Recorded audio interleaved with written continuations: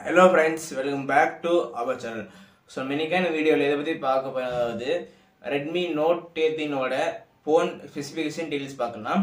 சரி வாங்க வீடியோக்குள்ளே போகலாம். ஸோ ஃபர்ஸ்ட் பார்த்தீங்கன்னா அந்த ஃபோனோட ரேம் குவாலிட்டி பார்த்துக்கலாம். ரேம் பார்த்தீங்கன்னா 3 வேரியண்ட்டு, அதாவது 6, 8, 12. அதே மாதிரி ஸ்டோரேஜ் வந்து அதே தான், அதாவது உங்களுக்கு வந்து 128, 256, 512, அதாவது 512 GB. அதாவது 6 GB ரேமுக்கு வந்து பார்த்தீங்கன்னா உங்களுக்கு வந்து 128 GB ஸ்டோரேஜ் தராங்க.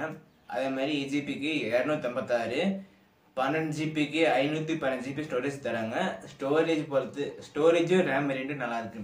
ஸோ அடுத்ததோட கேமரா குவாலிட்டின்னு பார்க்கப்ப உங்களுக்கு வந்து பார்த்தீங்கன்னா உங்களுக்கு வந்து 108 மெகா பிக்சல் பிரைமரி கேமரா கொடுத்துருக்காங்க, நல்லா இருக்கு. அதே மாதிரி ரியர் கேமரா பார்த்தீங்கன்னா உங்களுக்கு வந்து 2.5 அப்படி கொடுத்துருக்காங்க. இன்னொன்று வந்து டூப்ளிகேட் கேமரா 1.1 கொடுத்துருக்காங்க. ஸோ கேமரா குவாலிட்டி பார்த்துட்டு நல்லா இருக்கு. ஸோ அடுத்தது ஃபோனோட பேட்டரி கெப்பாசிட்டி எவ்வளோ இருக்குன்னு பார்த்தீங்கன்னா 5000 mAh பேட்டரி கெப்பாசிட்டி கொடுத்துருக்காங்க.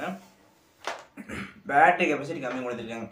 ஸோ அடுத்தது பார்த்தீங்கன்னா இந்த ஃபோனோட சார்ஜிங் சப்போர்ட், அதாவது இந்த ஃபோனுக்கான சார்ஜிங் சப்போர்ட் எவ்வளோ கொடுத்துருக்காங்கன்னா 33 வாட்ஸ் சார்ஜிங் சப்போர்ட் கொடுத்துருக்காங்க. அதாவது 33 வாட்ஸ் ஃபாஸ்ட் சார்ஜிங் கொடுத்துருக்காங்க.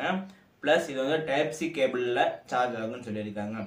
அடுத்தது அந்த ஃபோனோட டிஸ்பிளே சைஸ் பார்த்தீங்கன்னா உங்களுக்கு வந்து 6.67 இன்ச் டிஸ்பிளே சைஸ் கொடுத்துருக்காங்க.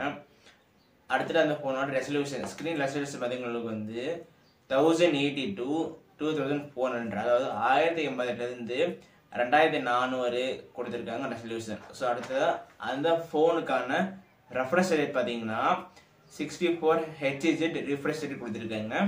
இந்த டிஸ்பிளே டைப் வந்து பார்த்தீங்கன்னா உங்களுக்கு வந்து அலுமினியோ டிஸ்பிளே டைப்பில் கொடுத்துருக்காங்க.